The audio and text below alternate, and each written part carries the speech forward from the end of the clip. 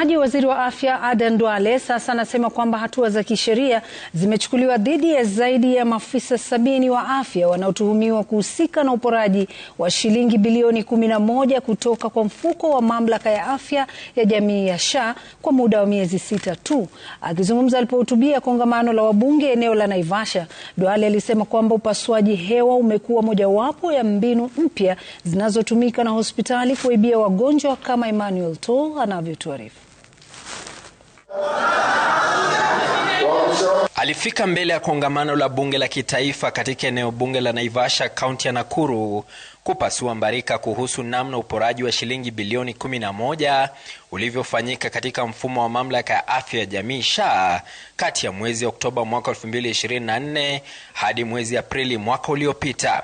Waziri wa afya Aden Duale akifichua mbinu mpya ya hospitali nyingi za kibinafsi za kufyonza mabilioni ya fedha kupitia kwa upasuaji hewa wa wanawake wajawazito.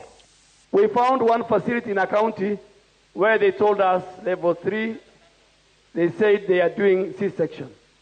So I walked into that facility and I asked, the governor said that facility cannot do C-section because there's no theater. Somebody wants to force a mother to a C-section when she can do normal delivery. But because he's looking at the difference of the 20,000. Lakini siku hizo hakuna wa kusema sukuma. Wanasema tu peleka theater. Pasua toa mtoto. We want to go back to sukuma. Duale akitoa mfano wa kisa kingine cha stakabadhi gushi zilizowasilishwa kwa Wizara ya Afya kwa malipo ya fedha hizo. We have one patient whose dependent children were 381 in Kwale County. In Kwale County. And we are giving such patients, we are giving them to the DCI. Wizara hiyo ikieleza hatua ambazo zimechukuliwa dhidi ya waporaji hao. 2 of the former CEO of SHA are before court.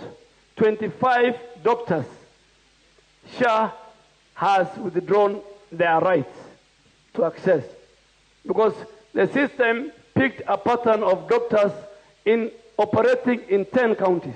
Serikali inapoendelea kutekeleza mfumo wa afya kwa wote SHA, mizimu iliyoandama mfumo wa NHIF inaonekana kuibuka tena, serikali sasa ikisema itawaandama wote waliohusika kwenye sakata ya shilingi bilioni 11. Emmanuel Tol, runinga Citizen, kutoka eneo bunge la Naivasha, kaunti ya Nakuru.